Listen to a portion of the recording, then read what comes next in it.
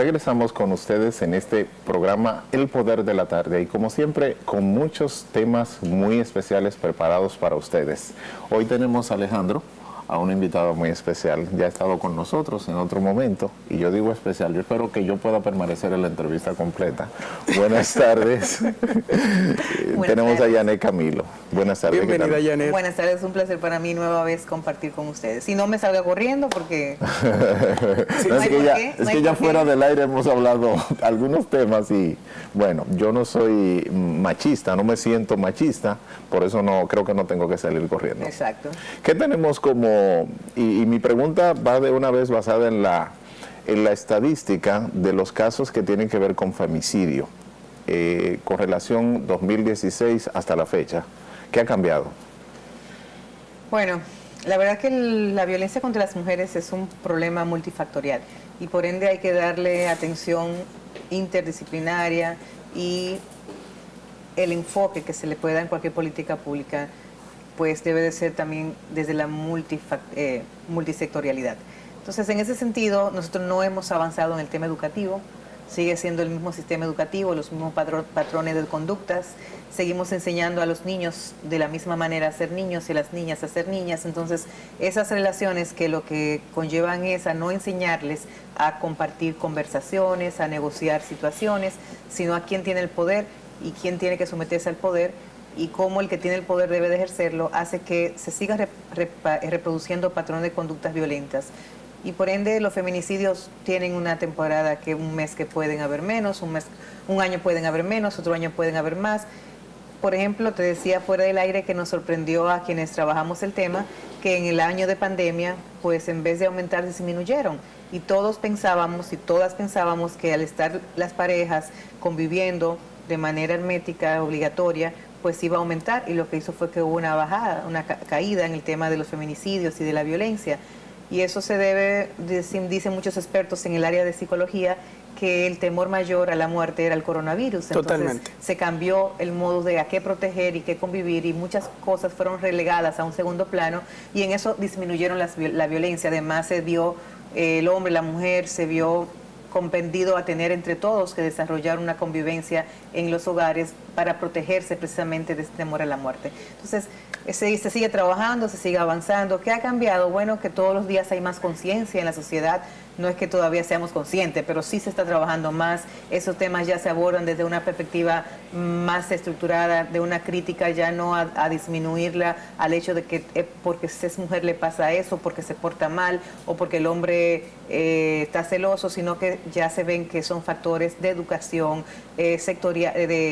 educativos fundamentalmente, económicos, y que todos ellos tienen cierto ingrediente a la hora de un detonante, claro, de ser un detonante para que una persona pues sea violento. Y es un tema que sigue siendo mayormente ejercida la violencia por hombres, pero es un tema también que puede ser ejercido por mujeres, ¿eh? O sea, que en ese sentido, a veces me dicen, Janet, pero ¿y los hombres dónde ponen las denuncias? Bueno, es que los hombres no le hemos enseñado a poner denuncia porque les maltratamos, le decimos que el hombre que hace eso es menos hombre, y ustedes en ese sentido, tener todos los días, cada segundo, que demostrar que son hombres, entonces si le pasa una situación de violencia, pues lo que hacen es que se la tragan para ustedes mismos, no la conversan, no la hablan, no las exponen, pero hay hombres también que son víctimas de violencia.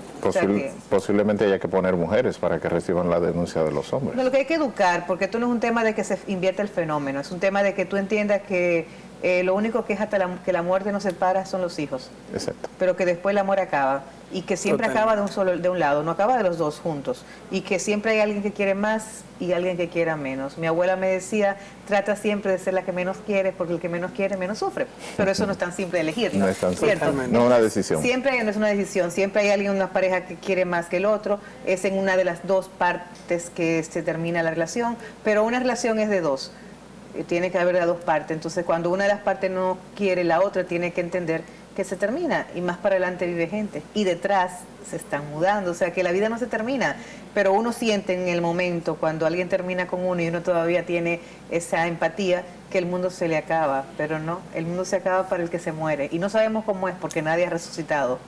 Y el mundo acaba para esa historia, porque otra empieza. No, para esa historia, correctísimo. Totalmente. Alejandro, correctísimo. El mundo acaba para esa historia y se redefinen las cosas.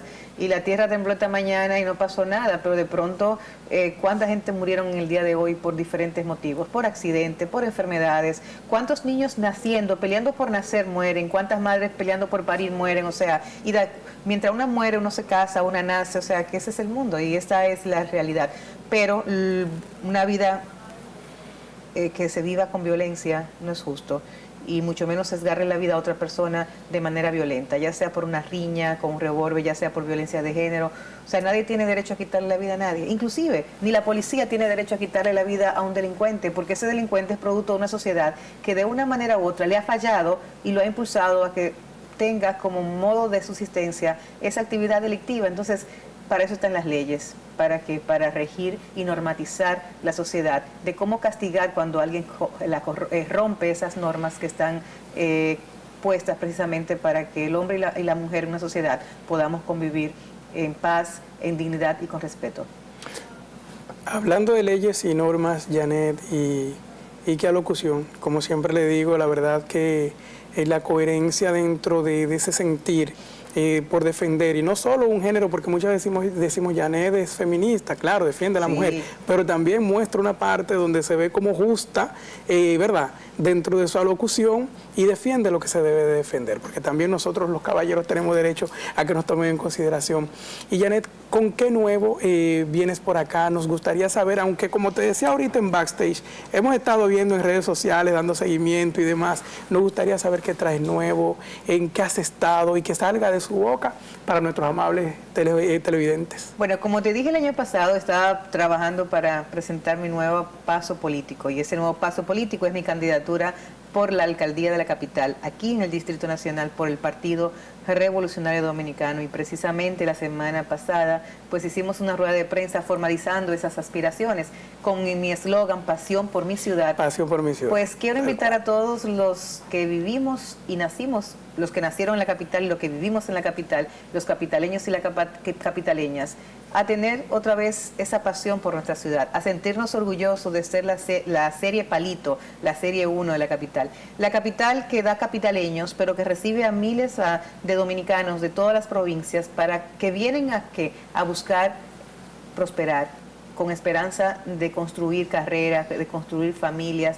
Y la capital es madre, pero también es madrastra en ese sentido. Entonces, la capital nos ha dado tanto que de pronto los capitaleños y las capitaleñas, quienes habitamos aquí, tenemos que darle algo a la capital. Y entonces, en ese sentido, yo desde la política, pues, quiero darle a la capital la capacidad de gerencia que tengo. Creo que le falta planificación a las autoridades que dirigen la capital. Creo que tenemos presupuesto. Es no un tema de mandar más presupuesto.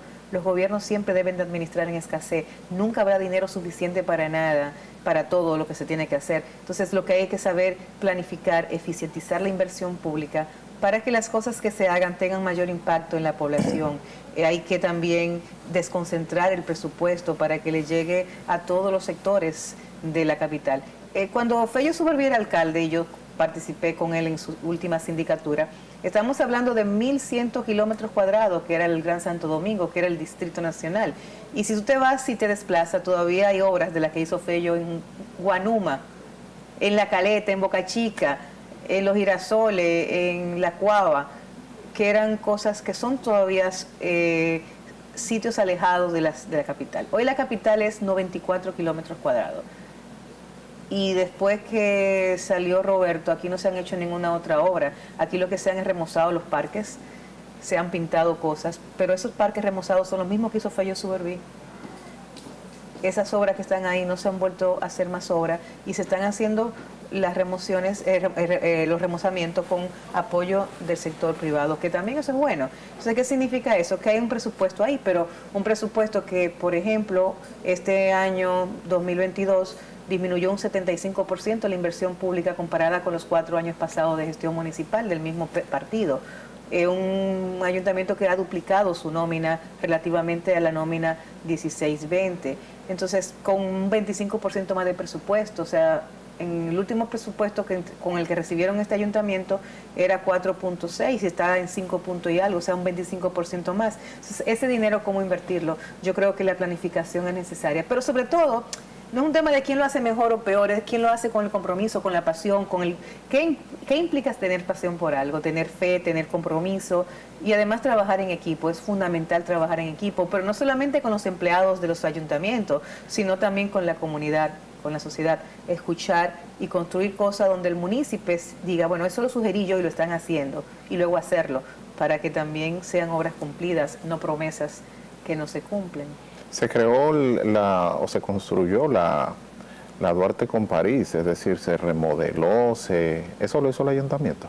Eso lo hizo ahora, una primera parte la hizo David, la segunda ahora la hizo David también de turismo.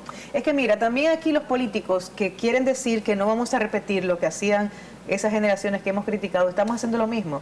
O sea, en vez de ser el ayuntamiento que haga eso, el gobierno pues lo hace de turismo, y viene el turismo y tiene que incidir en la construcción de Duarte con París para que digan lo hizo fulano. Y esto no es un tema de quién lo hace, es un tema de que todos pagamos impuestos para que a quienes elegimos hagan las cosas. O sea, aquí nos fascina aplaudir a una autoridad cuando lo hace bien, pero es que para eso es que uno lo elige y además le paga para ello, porque el dinero que ellos administran, el dinero que sustraen de manera ilícita, es el dinero que tú y yo pagamos con impuestos. O sea, es el dinero de todos los dominicanos y dominicanas. Entonces el deber es tener una buena administración para que cuando se le elige, usted le quede bien al que lo eligió, pero en sentido general le quede bien a la población, porque es una apuesta futura. O sea, tú no votas por mí hoy, pero yo llego, lo hago bien, y tú dices, bueno, yo no voté, pero voy a votar ahora por Janet, porque mira, aunque yo no votara por ella, su gestión fue buena y me impactó de esta y de esta manera. Entonces, aquí seguimos queriendo tener ese sello de que cuando yo pase, diga, eso lo hizo Juan, eso lo hizo Pedro, eso lo hizo María. Sin embargo, las cosas que no se ven son las de mayor impacto y son donde los presupuestos tienen menos impacto económico. Salud. O sea, aquí todo el mundo quiere obras públicas. El Ministerio de Educación lo quieren porque construye muchas escuelas. O sea, un tema de obras, no solamente porque se ven, sino porque son remunerados, o sea, deja dinero. Pero el tema de salud, por ejemplo, aquí en el ayuntamiento, el tema de drenaje pluvial. No, que ese dinero, si se invierte, va a ser sembrado. Sí, pero hay que sembrarlo porque el pasado 4 de noviembre, Viernes Negro el pasado año, una lluvia grande, una inundación, por un mal manejo de planificación del drenaje pluvial de la capital, no solamente fueron millones de pesos que se perdieron, sino que 9 vidas perdimos en la capital. Y eso, tú me dices, bueno, Janet, pasó, no se pudo hacer nada, pero de ahí a hoy, ¿qué han hecho las autoridades para que el país o el pueblo, el distrito diga, bueno, están trabajando para que si se presenta otra vez ese fenómeno de la naturaleza estemos preparados para ello? No se hizo nada. El bulto a los 2 o 3 días para salir en motores, con capa, repartir fundita de comida, como que todavía aquí la pobreza haya que comprarla a través de silenciarla por una funda de comida o una tarjeta de apoyo económico. Entonces, ¿qué se está haciendo para planificar que se mejore el sistema pluvial para que no vuelva a pasar un impacto ambiental tan fuerte que, reitero, nos llevó 9 vidas en una sola noche? Janet, justamente utilizas una palabra que para mí es muy poderosa, y es impactar. El ser humano puede incidir e impactar en la vida de los demás de manera positiva o negativa. Y cuando hablamos de este factor, hay algo que siempre me pregunto, y qué bueno que tengo justamente a un político que hace ratito no tenía enfrente para hacerle quizás esta pregunta, y puede que desde el conocimiento que maneja pudiera ilustrarme e ilustrar a nuestros televidentes también. Cuando vemos el análisis post-COVID, es decir, que retomamos ya todo normal y volvemos de cierta manera a la normalidad, los políticos toman en consideración a la hora, desde la oposición, a la hora de hacer su análisis, cuando yo digo, bueno, hasta 2016, que son quizás al 20, los 4 años de gestión pasada, versus lo que va corriendo del 20 a la fecha, hasta completar el 24, las condiciones no eran las mismas. O sea, a la hora de quizás tocar estos puntos en análisis, tienen ese grado de conciencia despierto, porque si bien es cierto, COVID fue algo que arrasó en el mundo. Y para cualquier país manejarlo desde el punto de vista político-económico, pues obviamente generó mucho desastre. Al mismo tiempo se buscaron tantas formas de hacer, ¿verdad?, lo correcto para los pueblos del mundo. O sea, y siempre me he preguntado eso, si se han tomado en consideración el tipo de catástrofe que se vivió entrando a un gobierno sin ánimos, obviamente, a nada más que analizar eso. Mira, nosotros desde la oposición, hay que reconocerle a la oposición que el año de COVID se mantuvo tranquilo, callado, porque el COVID no fue un tema de gobierno, sino fue un tema mundial. Y por ende, desde que el presidente asumió el gobierno, la oposición se plegó para apoyarle a que esta crisis se pudiese salir de ella. Tú no viste el primer año y 3 meses críticas. El gobierno cada vez que nos llamó a Palacio, a todos los partidos de oposición fuimos, cuando nos llamó a las veces que fue necesaria para trabajar el tema con salud, fueron los equipos de salud de los diferentes partidos políticos. El pueblo dominicano se unió alrededor de salir de la crisis del post-COVID. Y hay que reconocer que el presidente Danilo Medina y el presidente Luis Abinader manejaron los dos en sus etapas esa crisis con éxito. ¿Por qué? Porque salimos de ello. Y no solamente salimos rápido, también se recuperó el turismo. Hay que reconocer que uno de los grandes éxitos que ha tenido en la situación del manejo post-COVID este gobierno es el tema del turismo, de cómo mundialmente se nos reconoce. Pero al sí mismo hay que reconocer que en el sistema de salud, por atender al COVID, el mundo se olvidó de las demás enfermedades y aquí aumentó la mortalidad materna, la mortalidad neonatal, se descuidaron los enfermos con enfermedades catastróficas y de hecho hubo problemas expresados por todo un grupo de hombres y mujeres que recibe apoyo del gobierno. O sea, nos cambió la dinámica en ese sentido. Y la clase política, tanto la que gobierna como la que estamos en oposición, hemos sido conscientes de ellos. Pero llega un momento que todo tiene un límite. Claro. O sea, este partido en oposición le criticaba en pleno COVID, cuando no se sabía lo que era el COVID, cuando no habían vacunas, cuando no había un sentido real de lo que era el COVID. Este gobierno criticaba cuando el presidente Danilo sometía al Congreso y Paliza, que en ese momento era senador, que hoy es el presidente del partido en gobierno y que es el secretario administrativo, ministro administrativo de la presidencia, se paró, y están ahí, no lo dije yo, en pleno Senado, a decir que él no iba a aprobar extensión más. ¿Por qué? Porque eso era para ellos, para el PLD, hacer política y campaña, y por eso estaban pidiendo prórroga. Sin embargo, el primer año de este gobierno lo gobernaron con prórroga, o sea, cada vez había que extender y extender y extender porque el gobierno no estaba preparado por la situación del COVID. Entonces criticaron de manera astronómica, pensaron en la gente cuando estaban en oposición, cuando llegó el COVID, pero por supuesto, como decía mi abuela, una cosa es con guitarra y otra es con violín. Inmediatamente comenzaron a gobernar, se dieron cuenta que sí, que esos tiempos que se solicitaban y que lo establece la legislación dominicana, era necesario gobernar en periodo de sección por la situación que vivía. Los préstamos. Aquí hay candidatos que se hicieron senadores y la gente votó con ellos y por diputados porque era crítica diaria contra el PLD y Danilo por todos los préstamos que cogían. Sin embargo, hoy son sellos gomígrafos. Dirigen la comisión inclusive que tiene que ver con préstamos en el Senado de la República y se están callados, mudos. ¿Por qué? Porque no pueden justificar la cantidad de préstamos. En lo que va de gobierno, estamos hablando de 28 meses que tiene el gobierno instalado, 24.000 millones de dólares hemos cogido de préstamos, sin contar los de enero para acá, te estoy hablando. Eso significa casi 1.000 millones de dólares y no son necesarios. Mensuales. No son necesarios. Entonces tú me preguntas, ¿dónde está la inversión? Pregunta. Entonces esa es mi pregunta, te la pregunto yo a ti también. Vamos a buscar en el señor Google, ¿dónde está todo ese dinero? Porque ha disminuido el tema de la inversión pública. Y para que haya desarrollo en un país hay que haber inversión. Entonces, ¿estamos cogiendo préstamos para qué? Para amortiguar la balanza económica. Sí, es cierto, estamos depositándolo en el Banco Central y en el Banco de Reserva ese dinero. Y es como que tú cojas prestado y con qué tú lo vas a pagar si tú no trabajas para producir dinero. Entonces, nos estamos endeudando para pagar las deudas. Sin embargo, no estamos haciendo una inversión. Danilo dijo un día pasado que el presidente no era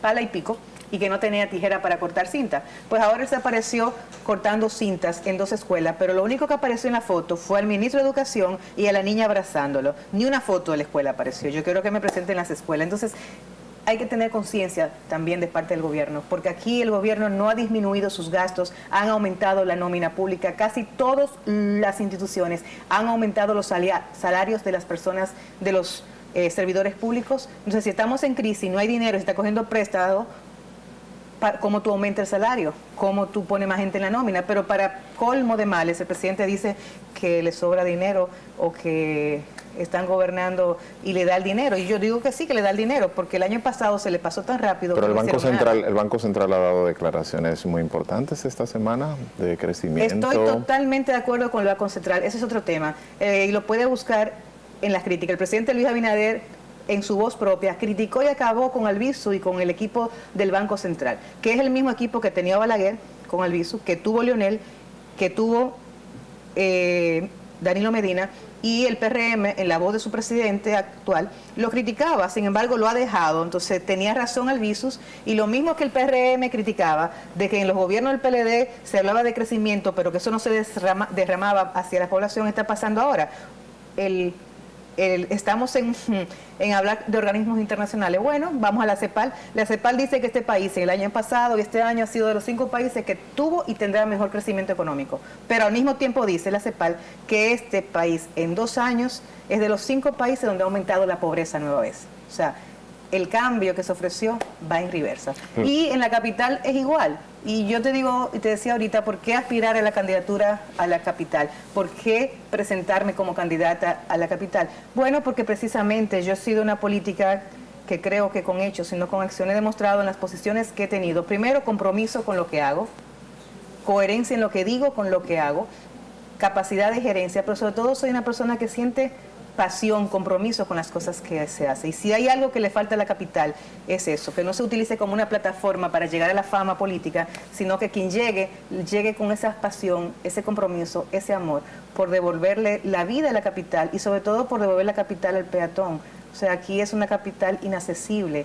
Inaccesible no para quienes tengan un tipo de discapacidad, es para nosotros que no podemos caminar en las aceras, desniveles, hoyos, una ciudad oscura, apagada, una ciudad donde no es un tema solamente de tránsito vial, porque el parque vehicular haya crecido tanto que ya no nos dan las calles. No, es que aquí las señalizaciones no existen, es que los pasos de cebra no lo usan y no hay campañas tampoco educativas para enseñarnos a los ciudadanos, aún a los grandes, a tener responsabilidad ciudadana. Una que me gustaría agregarte y que me gustaría que se haga, los nombres de la calle ya se han eliminado.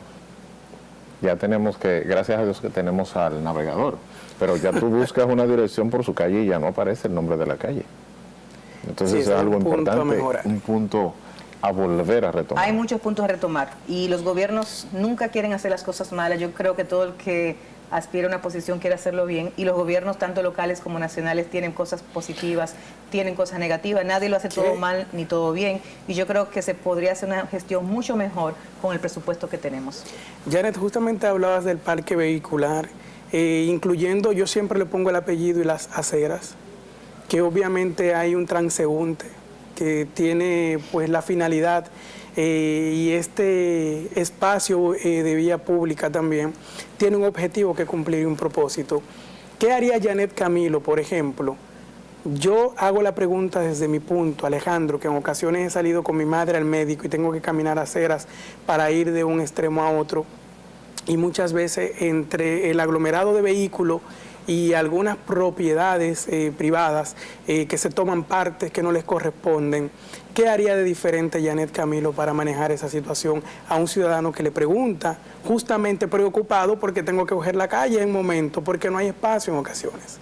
Mira, aunque aquí ha aumentado la capacidad adquisitiva para que los ciudadanos compren un vehículo de 4 ruedas, como decía en mi campo ya, y también motores, no menos cierto es que hay una gran cantidad de dominicanos y dominicanas, de capitaleños y capitaleños que caminan, que andan a pie, a coger el metro, a coger la guagua, a coger el carro público. Y yo te lo reitero, la ciudad está inaccesible. Aquí los contenes que supuestamente deberían levantarse a 17 centímetros se están levantando a 30, o sea que de pronto hay que brincar. Y las personas que tengan cualquier problema, no, el que tiene una falda, una mujer tiene que brincar, o sea, es inaccesible, y las aceras. Entonces, es un tema de negociar. Tú me dices, bueno, Janet, pero tú vas a quitar a todas esas personas que ya se han apropiado de ese espacio público y han puesto inclusive loseta porque tienen un colmadón. No, es un tema de negociar y sentarse a conversar con ellos y buscar con la comunidad soluciones para que esas cosas no se sigan dando en la comunidad. Y, por supuesto, comprometernos a reparar. Yo he dicho que las políticas deben de ser con rostro humano y las acciones tienen que ser con rostro humano. Entonces hay que tener participación. Yo creo mucho en la participación. Y creo que los dominicanos y las dominicanas somos gente buenas. Y cuando se nos invita a participar, cuando se nos invita a aportar, estamos en la capacidad de aportar, siempre y cuando uno vea que el que lo está convidando a ser partícipe de eso, pues lo toma en cuenta y realmente tiene el compromiso de hacer esas cosas. Entonces, para buscar solución en el tema de las aceras, no solamente en repararlas, en remozarlas, ni en readecuarlas, sino también en recuperarla como espacios públicos, hay que conversar con todos esos hombres y mujeres que son propietarios de negocios, de los que venden gomas, de los que tienen los bares, que ya de las discotecas, que la han puesto en la plena calle, los colmadones.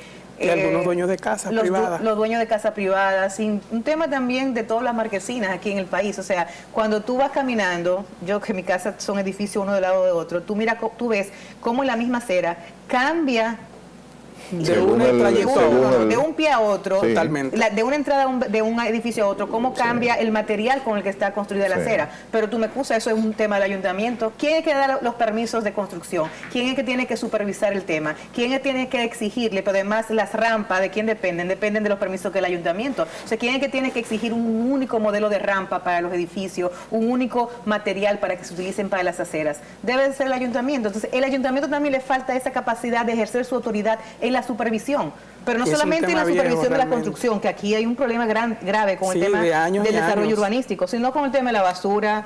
Nosotros decimos, bueno, que yo estoy en mi casa, oigo el camión y o sea, ese olor que me da, ese mal olor, es que los camiones tienen las bandejas dañadas, pero la ley, el contrato dice que cada 5 años las compañías tienen que cambiar esos camiones. ¿Para qué? Para que no se produzcan esas situaciones que lo que hacen es que dan perjuicio a la comunidad. Sin embargo, estamos dándole supervisión para que esos camiones cambien cada 5 años, se le está exigiendo a las compañías, que esos empleados que utilizan estén uniformados. En una época de tanto riesgo, con una delincuencia que nos está imposibilitando ser libres en la capital y en el país, uno ve de pronto esas personas sin identificación recogiendo la basura. Usted no sabe si es un delincuente o real y efectivamente es la persona que recoge la basura. ¿Y eso por qué se hace? Porque la autoridad, que es el ayuntamiento, no le ejerce esa supervisión, no le exige a esa compañía las cosas que debe de hacer para que ejerza un trabajo para el que se le paga muy bien. Uno de mi equipo me dijo en días pasados y me presentó, mira Janet, para cuando te pregunten, aquí está el tema de cuánto cuesta la basura en tal sitio y cuánto cuesta aquí. Y bueno, el sitio que me dijo fue un sitio norteamericano. Yo dije, no, buscamos un sitio latinoamericano que hablemos en español. Dicen, no, es que como quiera. O sea, una de las basuras más caras que se está pagando a tonelada en el país es República Dominicana. Entonces vamos a exigirle a ese que está haciendo ese negocio que cumpla con los requisitos para que el ciudadano reciba un servicio apropiado. Parquéate bien, tu opinión. Ya ha pasado, ya está en dos sectores. Cuando yo siempre he sido un ser humano extraordinario, yo primero aprendí a parquearme antes de echar para adelante, ¿verdad? Sí, pero fue cierto, ¿eh?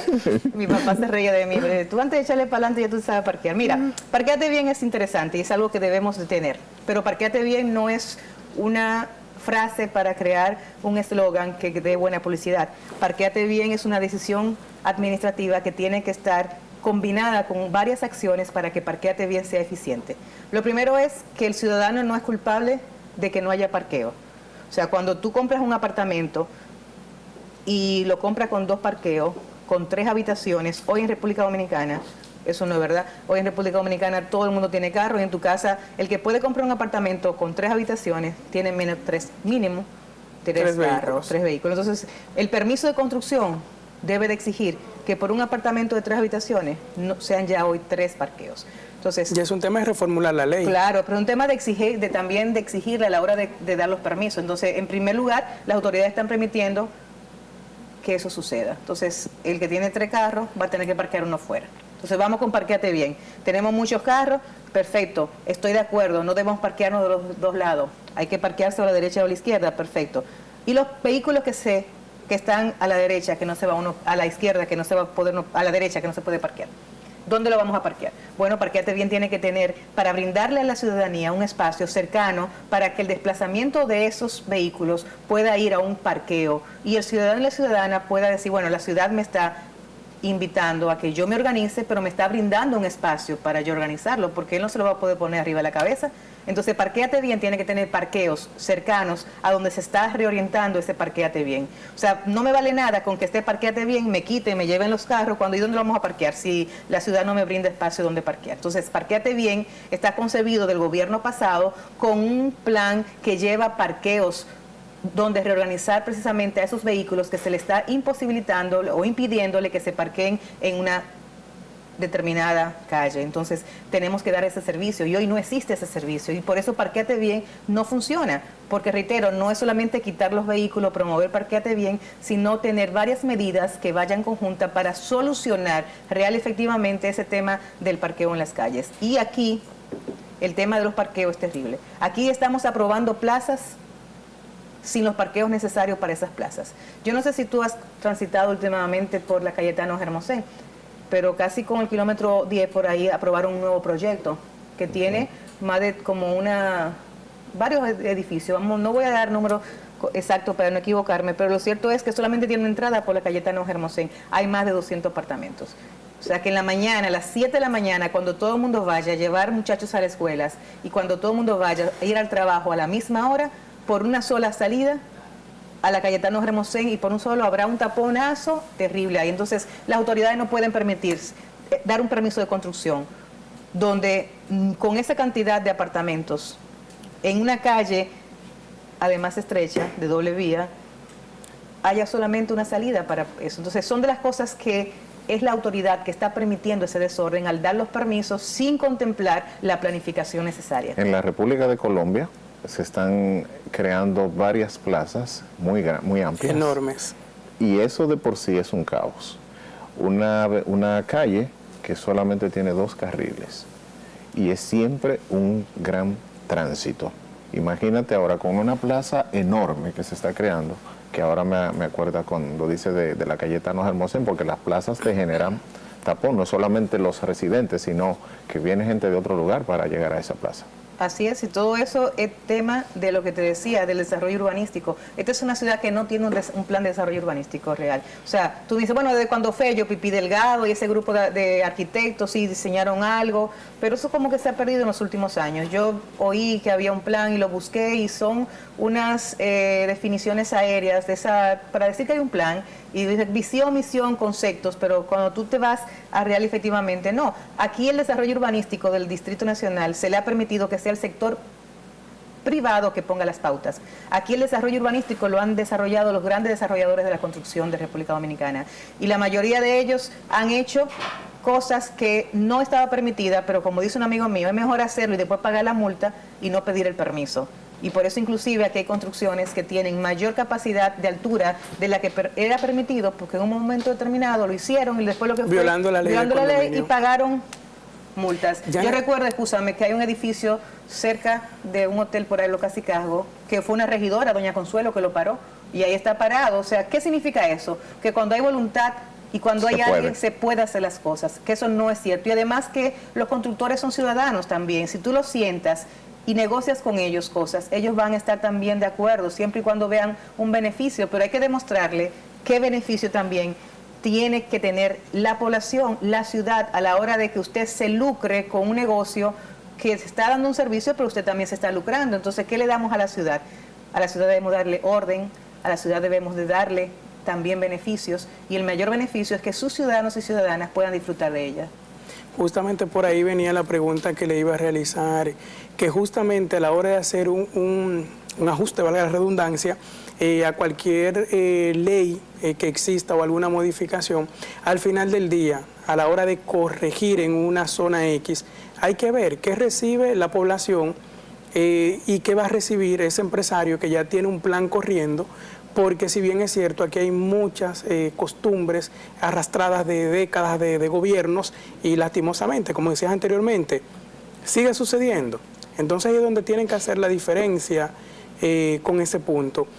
Adicional a esto, y el tema justamente de la basura vinculado al tema de la educación, ¿qué piensa Janet de la creación o la invitación de ONG extranjeras que vengan a trabajar en conjunto con algún político o algún proyecto político de la mano, donde inviten a los ciudadanos a participar dentro de algún tipo de proyecto para la colecta masiva, porque eso se sigue creciendo años. O sea, yo siempre veo, no importa qué gobierno esté, sigue creciendo ese tema de la basura. Mira, el tema de la educación es... Y no la recogida, sino la basura tirada en la calle. Que es parte de lo que provocó la inundación. La inundación. Claro. Porque en no Arroyo Hondo ensuciar, las dos cosas. había muchos plásticos. Sí, no limpiarlos y ensuciarlos. Fue sorprendente realmente. Mira, la ciudad más limpia no es la que más se limpia, sino la que menos se ensucia. Gracias. Eso es cierto. Entonces hay que hacer una cultura de responsabilidad ciudadana, que cuesta mucho. Pero cuesta mucho aquí. Porque yo veo a mis compañeros dominicanos, compatriotas, que cogemos un vuelo y de que cogen el vuelo en el aeropuerto están viendo dónde se echa la basura. Entonces es un tema de educar. ¿Y educar en qué? Primero en amor a la nación, a la patria, a esta patria chica. El dominicano no se siente orgulloso todavía de ser dominicano. El dominicano, el avión aterriza en Puerto Rico y llega aquí. Bendito nene, estuve en Puerto Rico, aterricé en él. Va a Nueva York y dura 2 semanas. Estuve en el building allá con los muchachos. Va a España, pues tía, hijo. Me he pasado 1 semana en España y he tomado un vino riquísimo. O sea, así como los mexicanos son tan nacionalistas, que a mí es un orgullo para mí, yo quiero ver al dominicano siendo agradecido con la patria, sintiendo orgullo. ¿Y el orgullo en qué se derrama? Cuando tú quieres algo que tú haces, que tú quieres que ese algo esté bien, luzca bien. Lo cuidas. Lo cuidas. Entonces, a la ciudad hay que quererla y hay que cuidarla. Y eso implica precisamente no ensuciarla. Entonces, no se hace de motus propios. Bueno, pues las autoridades tienen que motivarla. ¿A través de qué? De campañas educativas. Pero si tú me excusas, yo quiero que me enseñe cuál ha sido la última campaña educativa que esta alcaldía ha hecho sobre la basura, sobre nada. Entonces hay que hacer campañas. Y esa autoridad que hay que ejercerla es a través de campañas. Que se vaya a las escuelas con los niños. Los niños son las principales herramientas para educar a los adultos, porque el niño llega a la casa y le dice, papi, no eche eso ahí porque la maestra mía me dijo que eso no se echa por esto y esto y esto. Entonces hay que educar a los niños, pero también hay que hacer campañas de sensibilización para motivar a los adultos a que cuidemos a la ciudad, a que no ensuciemos, a que, reitero, la ciudad más limpia no es la que más se limpia, sino la que menos se ensucia. Pero a un amigo, yo le pregunté ahora en Navidad que cuáles eran las cosas que quería hacer y que qué países quería viajar. Y se quedó pensativo y en una me dijo, tal país. Y ese país que yo investigué, lo investigué en Google, me metí porque fue raro. Y descubrí que en ese país hoy hay 37,000 personas contratadas para limpiar la basura en la ciudad capital. Y que es hoy una de las ciudades más limpias y más verdes.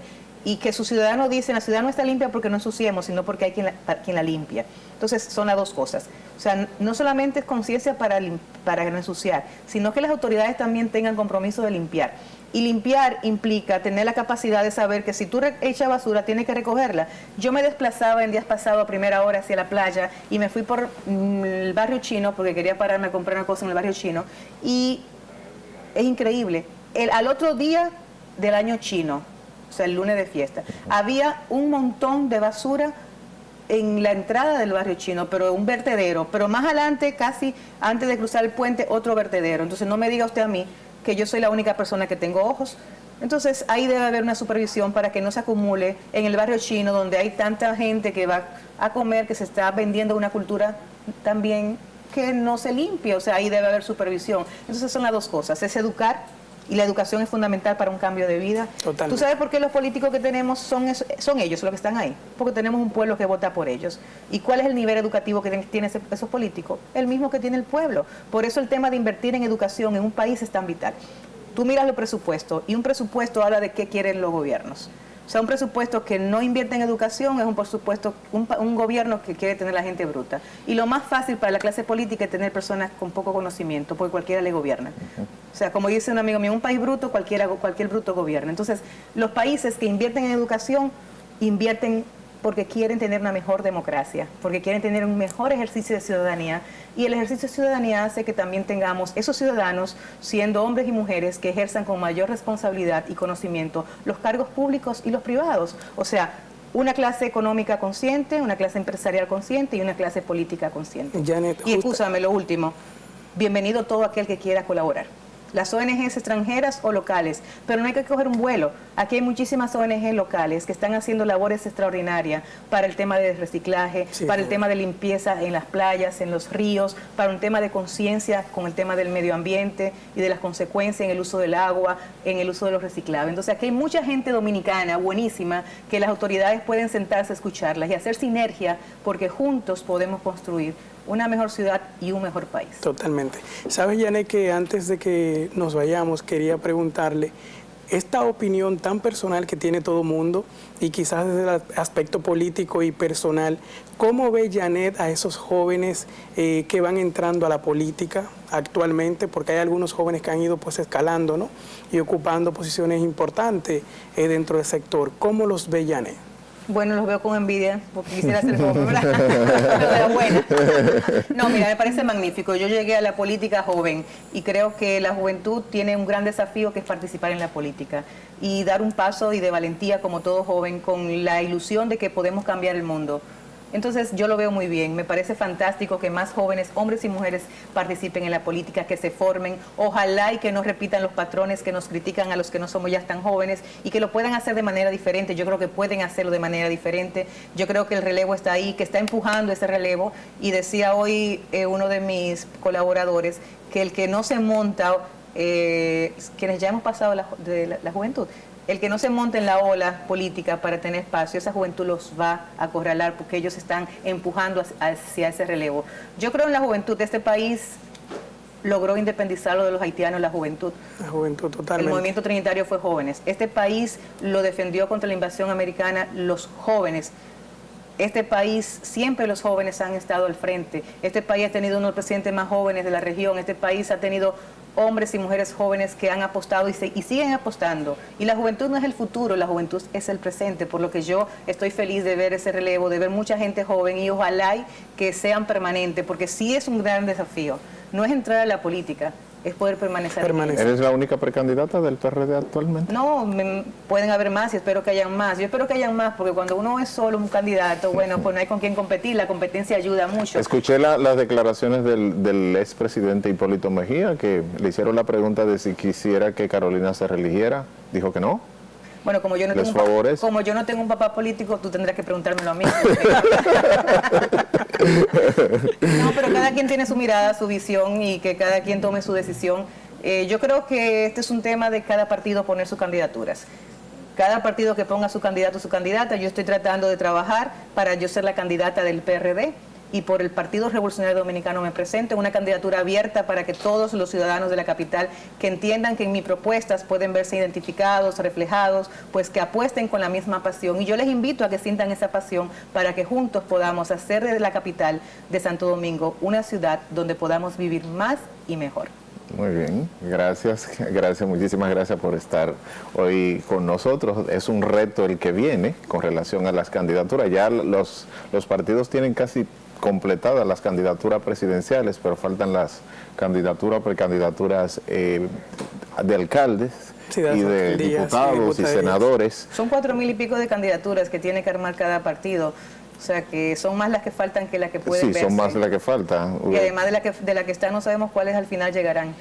Bueno, importante. Y llegas, ¿cómo ves el escenario? No, tú me decías de las presidenciales. No, pero en el caso como alcalde. No, yo llego hasta el final. A mí se me va a contar los votos al partido y al en las elecciones del 2024. Y si hacemos alianza, seremos la cabeza de la alianza. Eso tenlo por seguro. Estaremos trabajando con la mayor capacidad de hacer alianzas estratégicas, pero siempre la cabeza del Partido Revolucionario Dominicano. Yo hago esa apuesta. Y esa apuesta la hago con la pasión y sobre todo con la capacidad de trabajo que siempre me ha caracterizado. Y con el trabajo en equipo. Tengo un equipo fabuloso que está creyendo ya que estamos casi en el abril juramentándonos para comenzar a ejecutar ese plan de trabajo. Muy optimista es Janet. Sí, más que optimista, bastante. Como diría Mandela, vivo llena de esperanza. Oh, wow. Creo que así debiéramos vivir todos. Claro. Sí, totalmente. De verdad que no quisiera que termináramos. Pero viste que no te fuiste. No me fui. yo estaba asustada. Es que me trataste muy bien. Las apariencias se engañan a veces. Sí, totalmente. Y te agradecemos que esté con nosotros y te deseamos toda la dicha en este arduo trabajo, porque a partir de ahora comienzas un trabajo, aunque tú lo estabas haciendo, que puedas tener, como decía, los jóvenes, que así como fueron los defensores del país, que los jóvenes puedan seguir tú. Y dijiste que no tan joven, pero cuando leía tu biografía, decía, cuando vi la edad le dije que, pero es joven. Claro, sobre todo que la edad mía todavía se puede voltear, o sea, y cuando tú la volteas es mucho mejor. Hacemos fiesta. Hacemos fiesta, sí, de 15. Exacto. Muchísimas gracias. darles las gracias, Janet, en nombre del equipo, y realmente esperando que todos los televidentes que han tenido la oportunidad de escucharle puedan analizar lo que propone, que el Dios creador sea quien guíe ese paso. Amén. Y si ha de suceder, en las manos de Él está y el destino escrito está. Entonces, los mejores deseos, como decía Santiago, y nada, esperarle pronto por acá nueva vez, porque siempre es un placer tenerle por acá. Cuando esté más Gracias, cerca Alejandro. la campaña. Claro, Santiago, estaremos por aquí nueva vez. Gracias. Sí, muy bien. Así es. A ¿No? ustedes muchas gracias por estar en sintonía con nosotros. Nosotros continuamos con más para ustedes en El Poder de la Tarde. Vamos a una pausa y recuerden seguirnos en nuestras redes sociales, Instagram, Facebook y YouTube como El Poder de la Tarde. Así que no se muevan, que volvemos en breve.